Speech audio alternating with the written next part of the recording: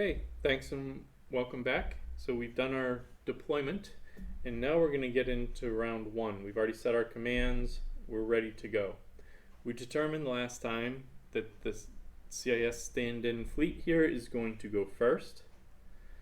And what happens is you alternate back and forth, one ship at a time, first player, second player, first player, second player, back and forth, until you've activated all of your ships. After we activate all of our ships, both sides, then we do squadrons, and then we alternate back and forth again. That's going to be pretty simple here because we have the same number of ships until something dies, and the same number of squadrons. So it'll be easy early on. We're just going to alternate back and forth. So what happens is we're going to start over here. We pick one ship, whichever ship we want to activate first. Early in the game, sometimes you want to go with a less valuable ship so that you're not showing your hand to your opponent too much.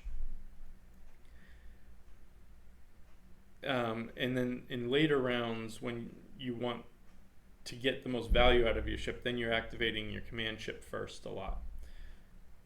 So what we're going to do is we're going to activate one of our Nebulon Bs. I'm going to go with this one right here.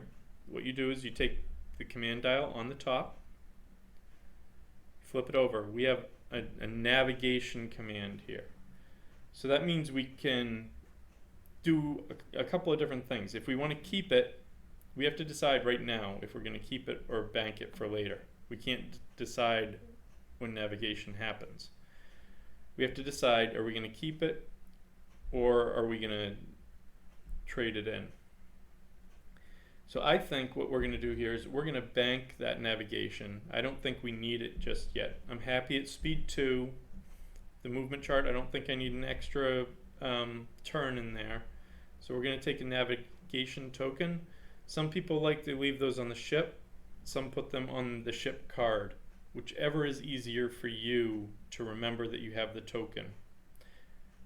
Because you have to remember that you have it at the right time. There's a certain order of operations for the different commands. If you were to do an engineering command, that happens right away. You heal as soon as you reveal the dial. The next thing that happens is squadron. If you have squadron, then you activate your squadrons. After that is concentrate fire, because that's in the firing phase. And then the last command that you execute is the navigation command.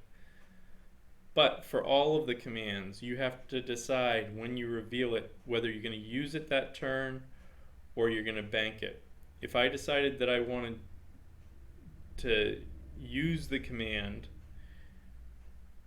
and then I went through all of the other steps and decided, oh, you know what, I really don't want to, you can't bank it later. Now in a casual game, a lot of times people say, yeah, sure, fine, you can go ahead and bank it. But in a tournament setting, you have to do everything in the right order. Okay, so what I would do is, so I didn't activate any squadrons, so there's nothing to do there. You know, there's nothing to heal for engineering. There's no squadrons to activate because I didn't have a squadron command. There's no shooting that's going to happen. The furthest range that you can go is this for long range, and that's not going to happen. And usually in round 1, there's not a lot of shooting. There can be based on what objective you're playing, and also there's a new ship out, the Onager. He can shoot at extreme range, and sometimes they can get a shot in the first round. But generally speaking, there's not going to be any shooting in the first round. So now we're up to the navigation phase. So now I'm speed 2. So for me, I'm taking my speed 2 navigation. If I didn't have that, I would just use this, and I would ignore 3 and 4, and I would just use 1 and 2. Sometimes if you're going to bump something out here, you can back it up. Now what you're going to do is you need to click in your movement into the tool before you put it into the ship. there are notches in the ship. Once you've locked the tool into the ship, you've committed to that move. You can't decide at that point, oh no, I really don't want to do this, I want to back it off a little or add another click. Once it's locked into the ship, it's done and you're committed.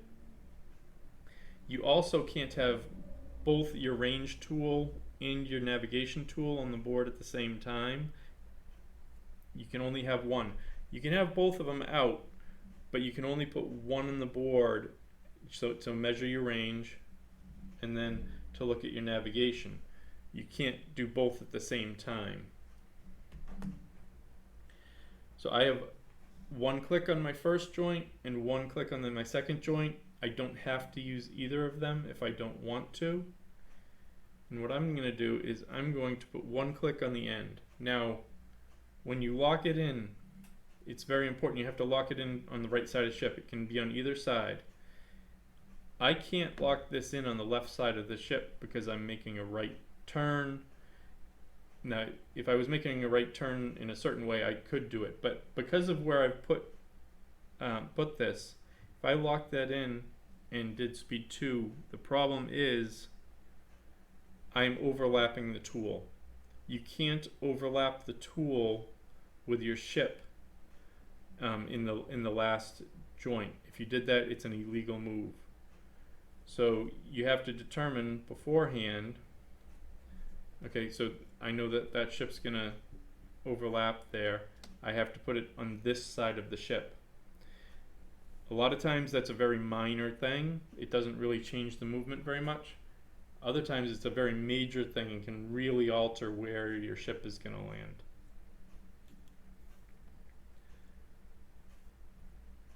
Okay, so we've activated that ship. Some people like to keep the dial with it so that they know that they've activated it. Other times they'll just leave the dial face up next to the ship card. Again, whatever you prefer. And now we're going to come over and I'm going to choose this raider because now I know where that Nebulon B is going to be. This raider is at speed 3. So I'm going to flip this over. I took a squadron command because I figure I might want to activate 2 squadrons with the raider at some point. So I'm going to bank a squadron token. And now I have to go speed 3. I don't have any choice. Now, what I'm going to do here is show you. So I'm going to make a left turn, but I am going to put it on the right side of the ship. And I'm going to show you why. This is just an example. So when I lock that in, a small ship can fit in one segment of the tool. So even though I'm turning left and I put it on the right side, I'm not overlapping the tool. So it's a legal move. Okay, and then we're going to go back and forth, and I'm going to try and do this relatively quickly. I'm going to do the other Nebulon B. Has a navigation, and for its navigation I'm going to also bank that with a token. Now part of this is I do want to get us into the fight a little bit quicker. You might decide, if you are playing, to slow down or speed up, but it's whatever you prefer. Okay, now I'm over here. Now I see both of those ships, so I'm actually going to go with my command ship and get it lined up, and I'm going to hold this raider to last. So I'm going to take the top command off of my Star Destroyer here, or Acclimator stand-in. It has a navigation command, and with its navigation command, it knows that the command ship is coming at me from that side. But so this is where I have to decide. Do I want to slow down, or do I need an extra click? or do I just want to go forward 2? So I'm going to take the token and I'm just going to go straight forward speed 2.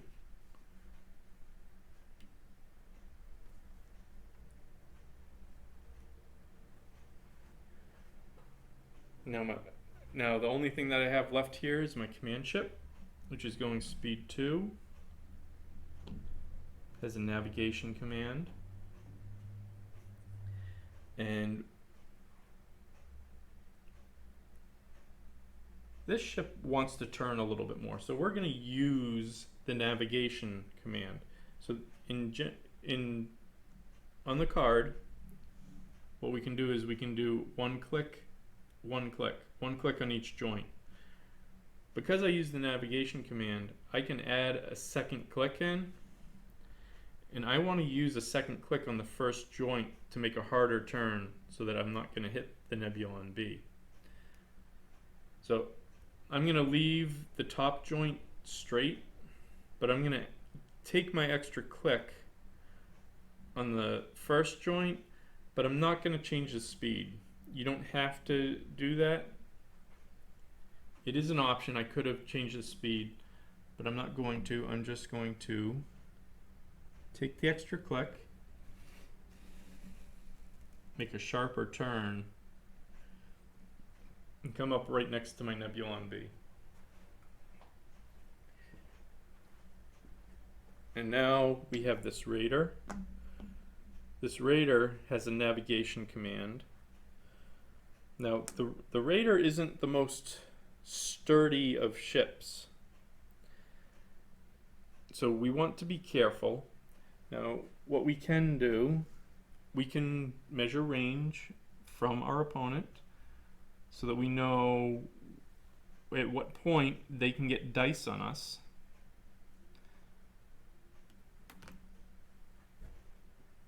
And then we can decide what we want to do. So what we're going to do is we're going to bank the token for that navigation. Because I think if I go too fast, I'm going to get right into range of all of these dice that are out there really quickly. But I don't want to go too slow either. And so the Raider is going to make a turn around this asteroid.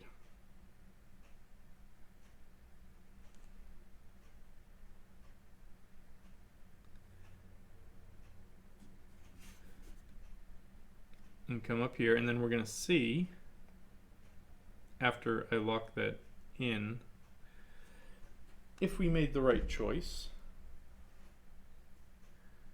And it looks like we're going to be in a little bit of trouble. We're going to get some dice on us.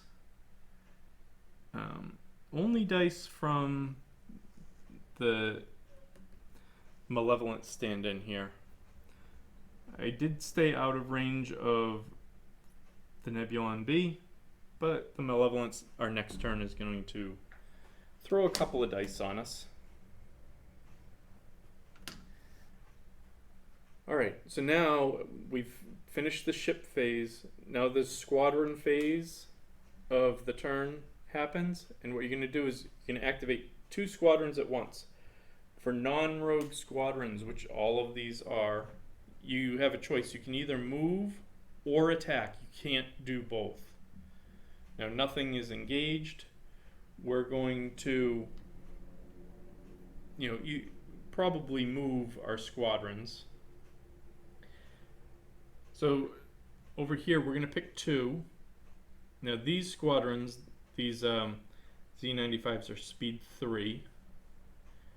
And I'm just going to push them up onto the token here for the station. Squadrons, and I'm also tabbing their activation tab from blue to red.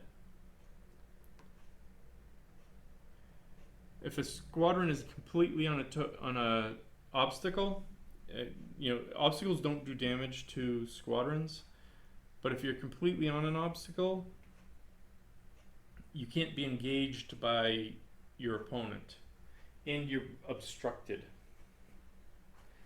which is a good thing. So these interceptors could move up and get close to them, but but because it's the squadron phase, they can't also shoot at them. So they have to be a little bit careful.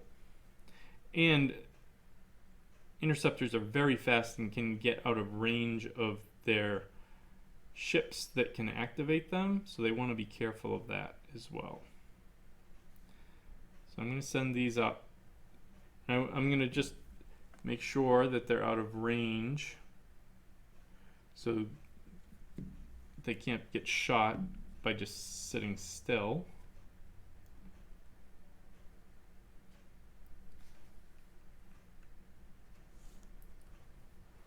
Alright, and then 2 squadrons over here.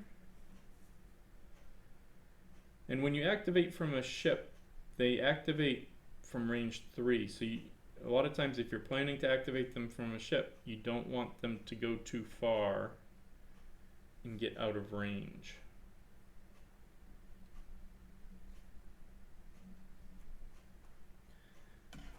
Okay.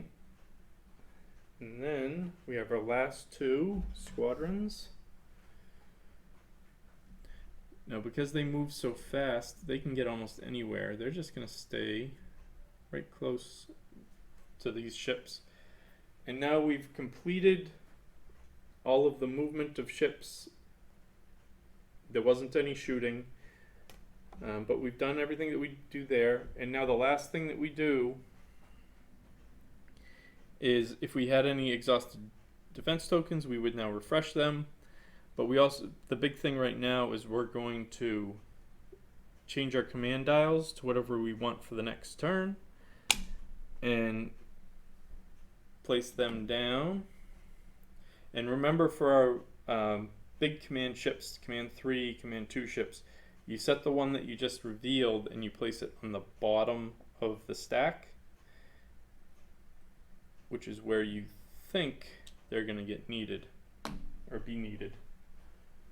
Now at this point you are allowed to look at your dials and what you had set before if you had forgotten.